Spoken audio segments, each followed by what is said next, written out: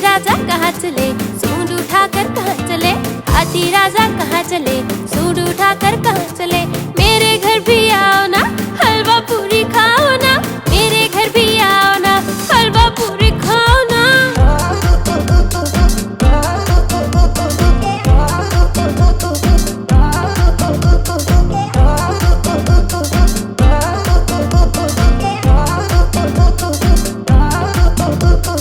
हाथी राजा कहाँ चले, सूंड उठाकर कहाँ चले। हाथी राजा कहाँ चले, सूंड उठाकर कहाँ चले। हाथी राजा कहाँ चले, सूंड उठाकर कहाँ चले। आओ बैठो कुर्सी पर, कुर्सी बोली चटर पटर। आओ बैठो कुर्सी पर, कुर्सी बोली चटर पटर।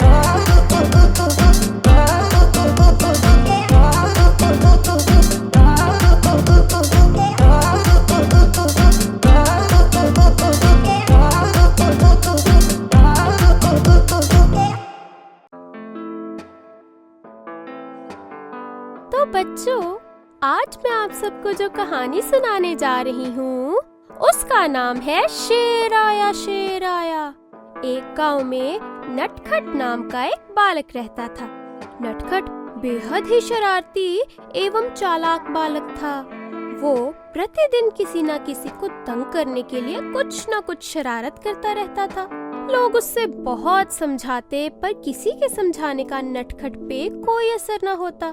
नटखट एक चरवाहा था। उसके पास ढेरों बकरियां थीं, जिन्हें चरवाने के लिए नटखट रोज जंगल की तरफ जाता था। यूं तो नटखट बेहद बेपरवाह बालक था, परंतु उसे अपनी बकरियों से बहुत लगाव था। एक दिन रोज की तरह नटखट जंगल में अपनी बकरियों को चरवाने के लिए ले गया। तब उसने सोचा कि बहुत हो गया छोटी छोटी शरारतें कर किसी को उल्लू बनाना, क्यों ना आज सारे गांव को मूर्ख बनाया जाए। यह सोच नटखट गांव की तरफ मुंह करके जोर जोर से चिल्लाने लगा, शेर आया, मुझे बचाओ, शेर आया, मेरी सारी बकरियों को शेर खा जाएगा, कृपया मेरी मदद करो, शेर आया। जब नटखट की आवाज गांव वालों तक पहुंची तो गांव वाले लाठी कुल्हाड़ी जो भी मिला वह सब उठाकर नटखट की मदद करने के लिए जंगल की तरफ भागे।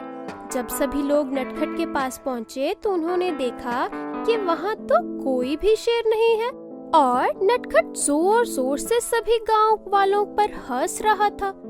सभी गांव वालों को नटखट पर बहुत गुस्सा आया, परंतु वे सब जानते थे कि नटखट को समझाना मतलब भैंस के आगे बीन बजाना।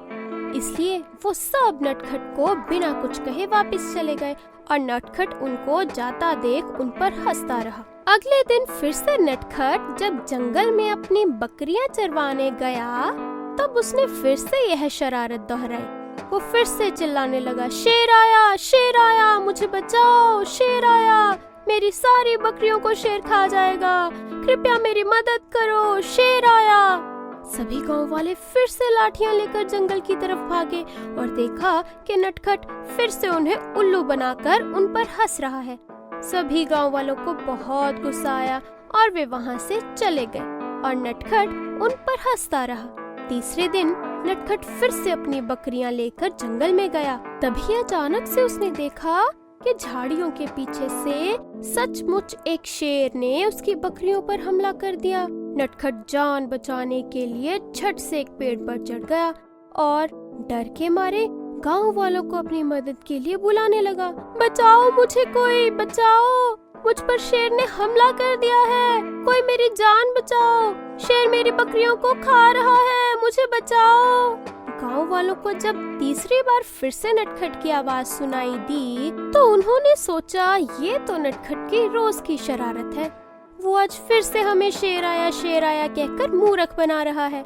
सभी गांव वालों को लगा कि नटखट आज फिर से उनके साथ शैतानी कर रहा है और कोई भी नटखट की मदद करने के लिए ना गया।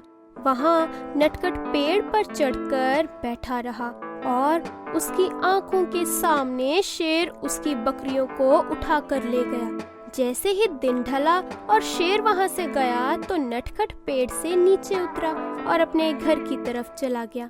गांव पहुँचकर नटखट ने सारी घटना गांव वालों को बताई और गांव वालों ने कहा, देखा नटखट, तुम्हारे रोज के झूठ ने हम सबको तुम्हारे सच को भी झूठ मान लेने पर मजबूर कर दिया।